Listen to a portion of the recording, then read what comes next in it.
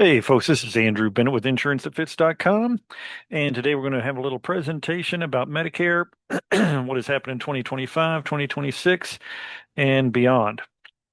So let me start my slideshow. Oops, let me go back here. I don't think I shared my screen. Share. Okay, so now I'm screen sharing. Technology is wonderful, isn't it? Okay, and slideshow from the beginning. Hey, who is that handsome guy right there? I just don't know. Okay, insurancethatfits.com, my phone number and email address there.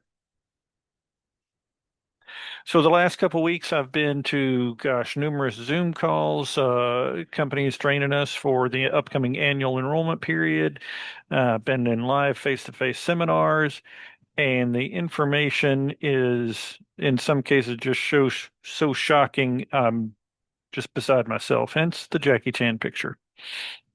So let's talk about what has happened in 2025. First, the prescription drug plans. Now, this goes for prescription drug plans that are standalone plans or prescription drug plans that are part of a Medicare Advantage plan. Okay, if you have a Medicare Advantage plan, it is a Medicare Advantage plan with an attached prescription drug plan. Some people think it's kind of all one policy. Kind of is all one policy, but behind the scenes, it's really two policies. So anyway, your prescription drug plan, regardless if it's standalone or bolted onto a Medicare Advantage plan, this is the first year, 2025 is the first year there's ever been an actual out-of-pocket maximum.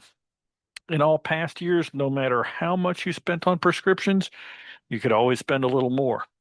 And it could get really ridiculous when people needed some life-saving medications that were incredibly expensive. So because of this year in 2025, and what you'll see also for 2026, is drug plans are making greater use of prescription deductibles. They're reducing benefits, that is, increasing copays, or if it's attached to a Medicare Advantage plan, they might increase the medical out-of-pocket maximum and massage some benefits on the medical side to help make up for some cost on the pharmaceutical side. Some plans left markets entirely, said, hey, we're not making enough money here. This is going to make it even worse. So we're just going to leave these markets. Then the government has not been increasing the reimbursement or the subsidy to Medicare Advantage plans at the rate they would like. And so some of the companies are not making quite as much profit as they used to, which just makes me cry. Another thing, well, that does make me cry is that commissions for PDP plans, that is prescription drug plans, uh, were were lower or eliminated for agents. So this is not something that we make money on anymore. They were diminished in 2025. They're nearly eliminated in 2026. Now, this is just kind of some behind the scenes information. So the subsidies for Medicare Advantage plans from CMS. CMS is the Center for Medicare and Medicaid Services. Doggone it, I keep hitting the wrong button. And in 2023, those payments totaled $15,000 per person on average. Okay. 2024, those payments went down. Like I say, the increases weren't keeping up. And so it went down $1,100. Now, $1,100 might not seem like a whole lot, but when you multiply it out by tens of millions of people, it's a huge amount of money. Now, I want to compare this real quick with traditional Medicare. Traditional Medicare Part B cost a total of about $740 a month. Most people pay $185 for their Part B premium. Okay, so that means the government subsidy for traditional Medicare is $555 a month or $6,650 for the year. So that's traditional Medicare. That's Medicare Advantage. So when you hear that the Medicare trust funds are getting low, there's a reason for that. Okay. All righty. I looked at two companies. I didn't look at them all, just two, because these are big companies here in East Tennessee. Have a lot of market share in East Tennessee. 2023, Humana This is net income. So this is after they pay out claims. This is after they pay all their marketing fees. This is after they pay their executives, $1 million bonuses and all that kind of thing. Their net income in 2023 was 2.5 billion with a B, $2.5 billion. In 2024, because of lower reimbursement and higher claims, their net income went down to 1.2 billion. Okay, so that was a loss. It wasn't a loss. They still made money, but it was down nearly 1.3 billion. United Healthcare, look at this. 2023, their net income was over $22 billion dollars. Billion with a B. $22 billion dollars net income. In 2024, that fell down to 14 billion. What are we going to do? Margaret, we've got kids we've got to feed and the price of eggs. So these executives at United Healthcare and Humana, I'm just crying for them. But the point is, their reimbursement has been down. These are for-profit companies. They've got to meet the expectations of the stock market and all that kind of thing. And so they've been getting hammered because their profits are down. So what do companies do when they aren't making the profit they want? One, they lower profit expectations. They have earnings calls and they say, hey, we're not going to meet the market. But how do they turn things around? Well, they exit parts of the country where they're losing money. Okay, so there's a lot of plans that have pulled out of a lot of markets. PPO plans are more expensive for the insurance companies. So moving forward, not just in 2026, but 2027 and beyond, there's going to be fewer and fewer PPO plans. And if a company does have a PPO plan, expect that plan to start having a monthly premium. Out there right now, there's plenty of PPO plans that don't have a monthly premium. Expect that to change over the next several years. Just some detail on a couple of different companies. Aetna closing 94 plans in 34 states. United Healthcare is closing over 100 plans nationwide. Elevance exiting the prescription drug plan market nationwide. They're just like, if you're gonna make us actually be an insurance company and give people an out-of-pocket maximum, then we're just not going to play ball. So they're exiting the prescription drug market nationwide. WellCare has already asked that 25 plans be suppressed. So what that means is not that they're exiting the market. It means WellCare has gone to the insurance commissioner and they said, yeah, we're going to plan to sell these plans in 2026, and here's the benefits we want to have, and yada yada. And the insurance commissioner approved it with their big rubber stamp. And then later in the year, WellCare came back and said, look, we aren't quite making the money we want to make, so we don't want people to enroll in those plans that we said we wanted people to enroll in.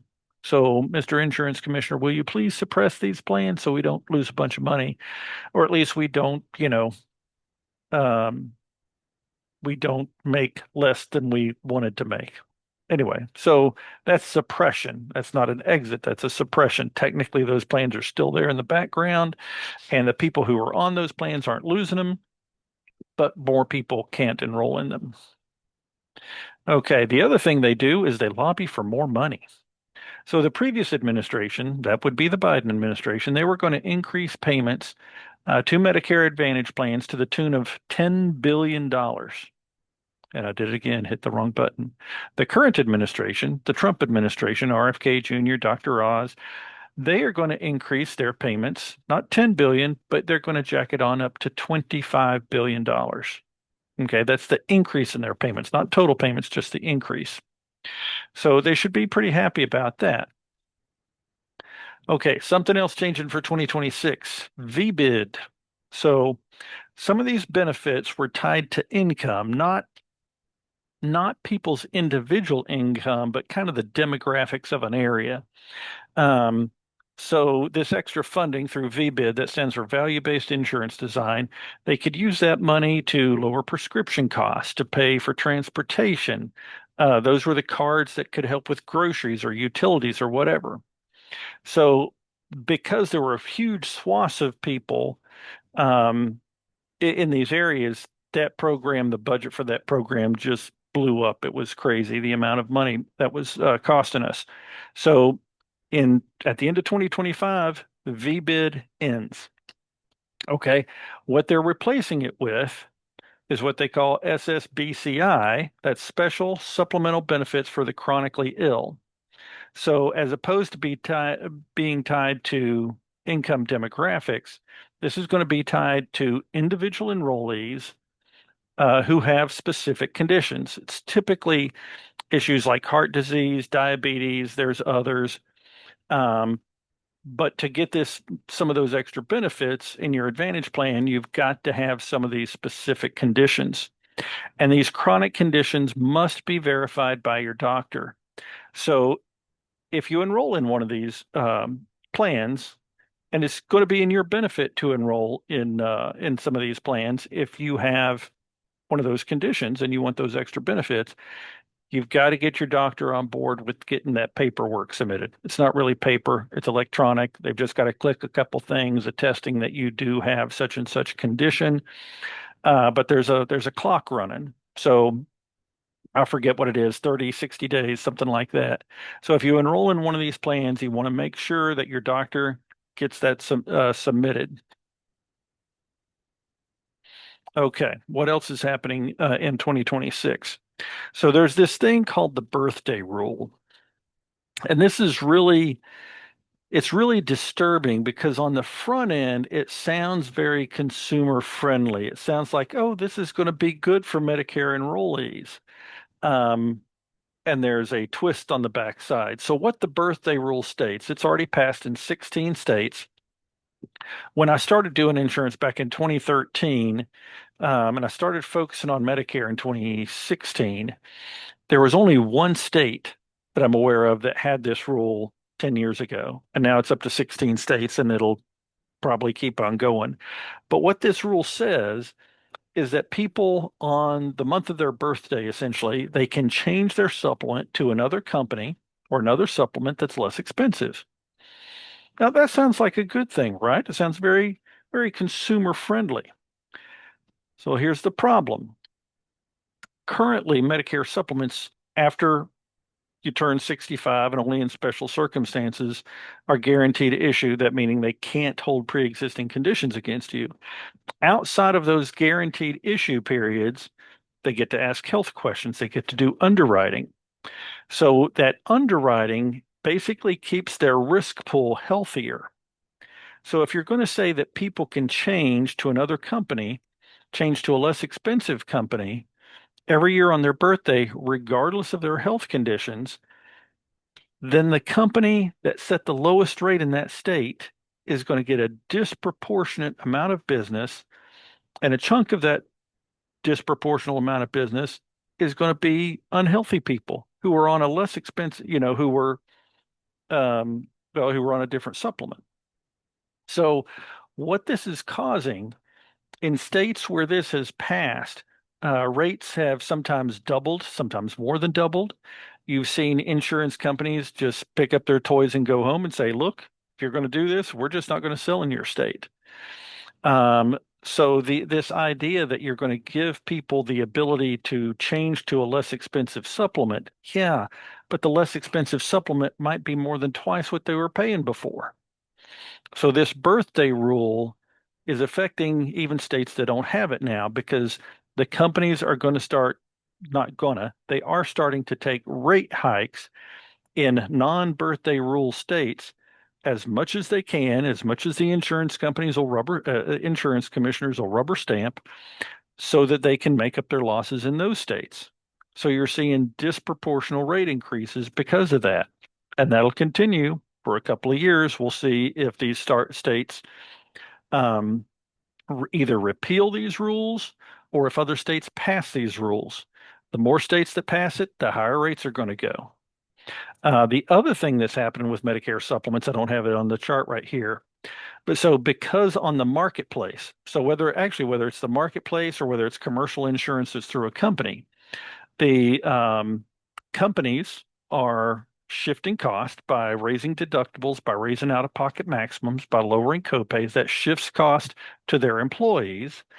So And then on the marketplace, you've got bigger deductibles, bigger out-of-pocket maximums every year, unless you're really low income and you get cost sharing. That's a whole nother story. But so because um, these deductibles and out-of-pocket maximums are so high, whether it's your company insurance or on the marketplace, a greater percentage of people starting to put off procedures until they get to Medicare. Now, there's always been people who are 61, 63, 64, whatever, who put off procedures to Medicare um, because it's, they can go get a Medicare supplement and then they have virtually nothing out of pocket. But this number has grown from about, I think historically, it's about 1% of new Medicare enrollees. So it's gone up to about 7% of new Medicare enrollees, is the numbers I understand. Now, that might not sound like a big deal, 1% to 7%, but that's a 700% increase. Okay. And it is very significant because they're putting these procedures off because they're expensive procedures. So you've got that dynamic going on. At the same time, you've got the birthday rule going on. So Medicare supplement rates for the next several years are going to see significant increases. Here in East Tennessee, I just quoted a guy who's just turning 65. Um, I quoted him from four companies. I'm not going to name those companies right now, but three of the four were in the $160 range, $160 to $165 range, which is a significant increase from where the rates have been. Now, that's bad on one hand. On the other hand, you look at some other states like Florida, somebody turning 65 and getting a Medicare supplement in Florida has probably been paying over $200 probably 10 years ago. Okay. So rates are going up. They're going up significantly. It's not great. It's going to happen for the next several years, but it could be worse. You could live in Florida and the heat and the humidity and the hurricanes. So, okay, next thing, the drugs. The first 10 drugs that are impacted by the Inflation Reduction Act. So this is the Biden era legislation that they were trying to inject money into the economy and stuff like that. And they snuck in, and I don't know how else to put it. They snuck in because I can't imagine the insurance industry caught wind of it, that they're going to start negotiating rates with pharmaceutical companies. Believe it or not, when President Bush, I think it was, I don't remember which Bush it was, first Bush, second Bush, I don't remember. When they started Medicare drug plans, there was legislation, language in the legislation that said Medicare, CMS, cannot negotiate with pharmaceutical companies to lower the price of drugs. That was smart on, good lobbying, smart lobbying on the behalf of the pharmaceutical industry, I'm sure. But so Biden got this passed where CMS can start negotiating rates with pharmaceutical companies. And I think that went into, I think the list was announced in 2022. The negotiations were 2023 and 2024, and then the rates don't take effect till next year, 2026. And then in 2023, they rolled out the next 15 drugs, and each year there's going to be about 15 drugs roll out. So these 10 drugs, amazingly, so there's thousands of drugs out there, right? Thousands. These 10 drugs accounted for 20% of total Part D cost, total prescription drug plan cost, 20% off of 10 drugs. So Eliquis and Xarelto, which are blood thinners, anticoagulants, Januvia, Jardiance, Farxiga, and Novolog for diabetes, Entresto, Jardiance, and Farxiga are also used for heart disease, Enbrel, Stelara, autoimmune disease disorders and arthritis, and Imbruvica for cancer. So those two drugs, those 10 drugs are going to roll out newer, lower prices for 2026. On top of that, the out-of-pocket maximum for drug plans, it started at $2,000 in 2025. It's going to go up to $2,100 in 2026. Now, what has been canceled? So the previous administration was working on putting together a list of about 150 generics that they wanted the price to get down to $2, essentially for everybody. regardless of your insurance, regardless of whether you had insurance, they wanted to get a list of 150 generic drugs down to $2. That effort's been canceled. One thing that has been put in place is extra subsidies for the Part D plans. Again, again, I hit the wrong button. They have been, complaining and whining and changing plans due to the out-of-pocket maximum. So they started putting in some extra subsidies for Part D plans. There will also be a plan rate increase cap of $35. Now, that cap goes into effect in 2026, meaning it won't really affect rates until 2027. So there are several companies that from 2025 to 2026 did take a greater than a $35 increase. That $35 increase cap doesn't take effect till 2026, so it won't affect rates probably till 2027. Now, most of you know there's pharmaceutical company programs out there where you can go and you can see if you can qualify for lower cost for their drugs. This website, medicineassistancetool.org. So this is a website put out there by the pharmaceutical industry. Now, you probably know once you get to Medicare, suddenly you're not eligible for a whole lot of these programs. This tool will tell you if there's still something you're eligible for out there. Medicineassistancetool.org. So you can go out there, you put in your medication, you put a little information in about yourself, what I think your zip code, what part of the country you're in, and put in some information about your income because these are income-based programs. And it'll tell you if there's any program out there, pharmaceutical company sponsored program out there where you can get help for your drugs. Okay, so in East Tennessee, I'm in the Knoxville area, so this doesn't apply for every single area in East Tennessee. I go from Chattanooga all the way up to Kingsport. I go all the way out to Memphis. I don't go there, but I have clients there. Um, but here in my general area, Humana has 10 plans. They've got HMO plans, they've got PPO plans. Devoted, again, they have HMO and PPO plans. They've got some chronic plans next year. Humana has chronic plans next year. Blue Cross has 5 plans. Cigna is rebranding as Health Spring. They've got 4 plans. United Healthcare has 5. WellCare has 5. WellPoint has 3. Now, those are all the companies that are available in my, again, primary area. I represent all these in bold. Okay. So I represent 6 of the 7 companies that sell Medicare Advantage plans, and that's 33 of the 36 plans. Now, one thing to note is that commissions on Advantage plans are standardized. So WellCare pays exactly the same as Blue Cross, that pays exactly the same as Devoted, that it pays exactly the same as Cigna. They all pay exactly the same. The commissions are set by CMS, again, the Center for Medicare and Medicaid Services. So agents, as long as they're working with a bunch of different companies, they hopefully want to put you in the plan that's best for you.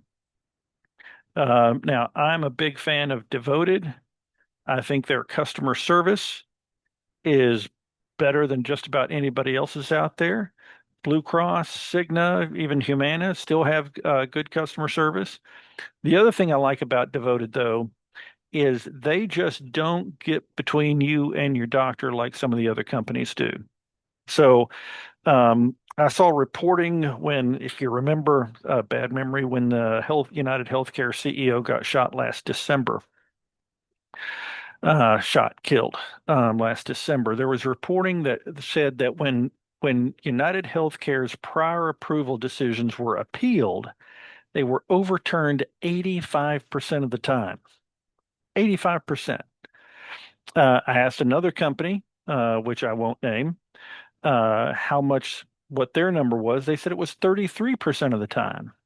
Now, 33% is a lot less than 85, but it's 33%. That's like 1 out of every 3, prior approval decisions where they're saying, no, you can't have that surgery, or no, you can't have more physical therapy or whatever.